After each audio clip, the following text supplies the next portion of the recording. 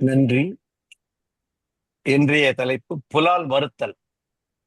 தன் ஊன் பெருக்கற்குத் தான் பிறிது ஊன் உண்பான் எங்ஙனம் ஆடும் அருள். தன் உடம்பை பெருக்கச் செய்வதற்காக தான் மற்றொரு உயிரின் உடம்பை தின்கின்றவன் எவ்வாறு அருளுடையவனாக இருக்க முடியும்? பொருள் ஆட்சி போற்றாதார்க்கு இல்லை, பொருளாட்சி ஆங்கில்லை ஊன் தின்பவர்க்கு. பொருளுடையவராக இருக்கும் சிறப்பு அப்பொருளை வைத்து காப்பாற்றாதவர்க்கு இல்லை.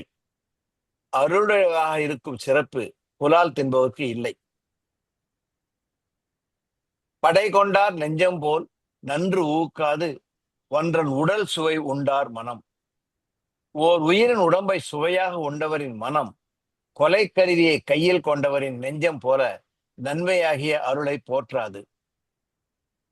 அருள் அல்லது யாதெனில் கொல்லாமை கோரல், பொருள் அல்லது அவ்வூன் திணல். அருள் எது என்றால் ஓர் உயிரையும் கொல்லாமல் இருத்தல். அருள் அல்லாதது எது என்றால் உயிரை கொல்லுதல், அதன் உடம்பை தின்னுதல் அறம் அல்லாதது. உண்ணாமை உள்ளது உயிர்நிலை ஊன் உண்ண அண்ணாத்தல் செய்யாது அலறு.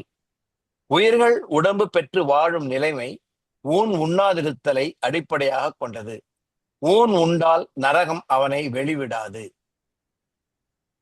திணல் பொருட்டால் கொல்லாது உலகு எனின் யாரும் விலை பொருட்டால் ஊன் தருவார் இல்.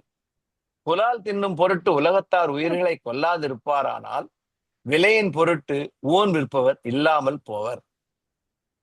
உண்ணாமை வேண்டும் புலால் பிறிது ஒன்றன் புண் அது உணர்வார் பெறின்.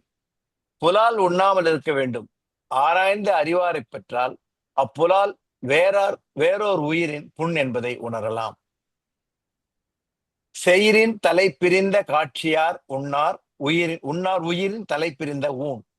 குற்றத்திலிருந்து நீங்கிய அறிவை உடையவர் ஓர் உயிரினத்திலிருந்து பிரிந்து வந்த உடம்பாகிய ஊனை உண்ணமாட்டார்.